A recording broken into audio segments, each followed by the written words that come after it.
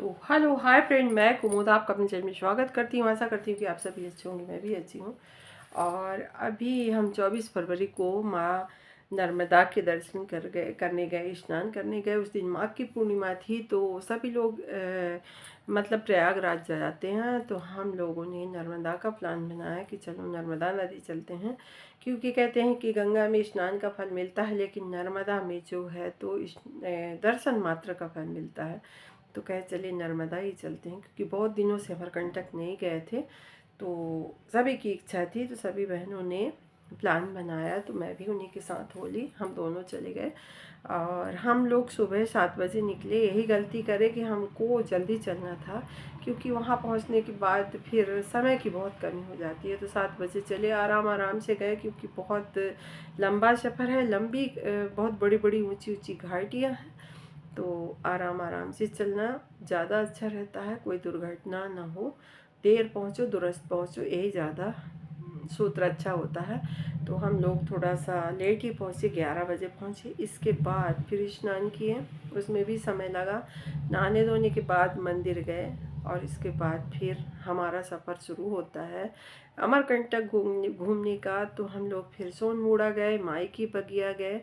इसके बाद माई की बगिया में बज गए 4:30। वहाँ खाना वगैरह खाए सभी बच्चे लोग।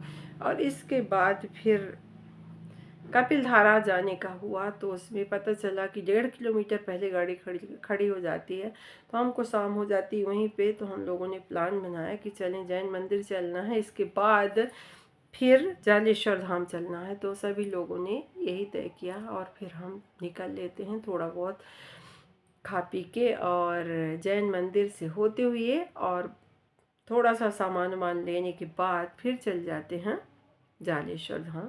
तो जालेश्वर धाम में भी नहीं उतरे, थोड़ा आगे चल के अमरेश्वर महादेव की मंदिर है, जो 11 फीट ऊंची है।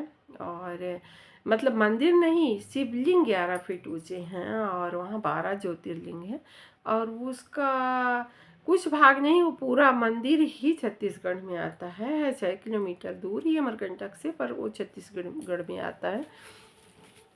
तो इसके बाद वहाँ गए और वहाँ से निकले तो शाम हो गई। इसके बाद हमारा सफ़र फिर वापसी का शुरू हो जाता है। हम लोग वापस होने लगते हैं और फिर लौट के आने के बाद राजनग्राम में चाय वगैरह पीने के बाद फिर लंबा सफ़र तय करते हैं, तो सीधे जयसिंह नगर ही आते हैं।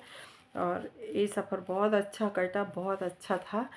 बच्चे भी थे साथ में, सभी कोई साथ में थे, तो ठीक ठाक लगा। और हमेशा यही कोशिश में रहेंगे कि हमेशा हम कहीं ना कहीं जाएं, और जाना ही चाहिए। जाने से थोड़ा सा मन जो है तो रिचार्ज हो जाता है, दिमाग की सारी उलझनें कम हो जाती हैं। तो इसीलिए आना जाना बहुत ज़्यादा ज़रूरी हो गया है। अब भगवान से ही विनती करते हैं कि चलें कहीं ना कहीं भगवान ले के जाएँ और हम घूम घाम के आएँ।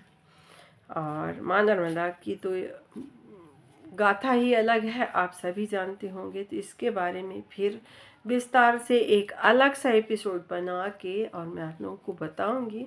तो बस इतना ही है। इसके बाद चलिए देखते हैं कि हम कहाँ कहाँ गए। इसके बाद अमरेश्वर महादेव के मंदिर में क्या क्या देखा, क्या क्या मतलब देखने को मिला हमें। उसी समय हमें पानी का भी सामना करना पड़ा, क्योंकि बड़ी ज़ोरों से बादल गरजे और पानी बरसना शुरू हो जाता है। तो बच्चों को लेके इधर उधर अफरा तफरी मच सी गई थी। फिर इसके बाद हमने दर्शन किया और वापस आए। तो चलिए देखते हैं भगवान कहाँ कहाँ हमें देख